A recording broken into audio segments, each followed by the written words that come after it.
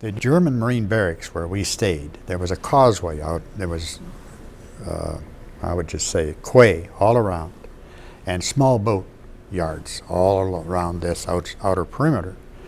There was a causeway out and an island, and the barracks were built there. Gymnasiums, the whole bit, a real beautiful thing, a beautiful Wurlitzer organ there, and we happened to have a guy with us who could play.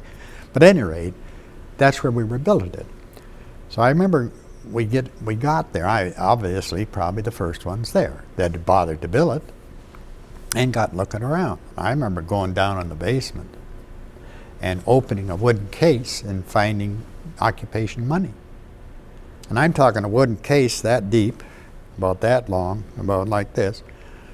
But it's German occupation money. It ain't worth a damn thing. So you just leave it. We found a case of grenades. I don't know. And odds and ends of things. I remember we turned the grenades in. God, anything you don't need is somebody fooling around with a grenade, so we turned those in. But we were billeted there until we got our quarters ready on the ship. We could go from the ship, like in the quays, and there was one road that went up this way. And there was piles of bricks all along that road, and piles of bricks on both sides, and steel, twisted steel and whatnot. But it was just, well, just rubble. I don't know how to actually explain it. It's like a building fell down, and all the bricks are in a pile. The only thing they cleaned was the road. Everything else was just left there. You went up that way, and it took about maybe 10 minutes. And you came to the first few houses, and more houses, and then you're on the main street. And the businesses were all there. Streetcar ran. There was, we rented what they called the Black Forest Park at the edge of Bremerhaven. You had to take a streetcar to get there. Well, there's an inn in there, and the ship has a treasury. All the crew pitches in. It comes out automatically, and they have this money. So they rented this inn in the forest. And we could go there, and you'd get beer, and once a night, then they'd serve sandwiches. Well, the forest was all there. It was all nice. The tree, green, inn was there, beer was there. It looked like dirty rainwater, but it was beer. And the sandwiches were good thick sliced bread, and usually it was beef, or yeah, generally it was just beef.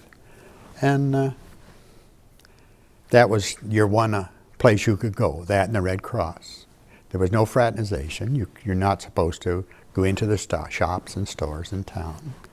And but as you got off the streetcar, you walked into the park, sidewalk, into the park, into the path, and then into the inn.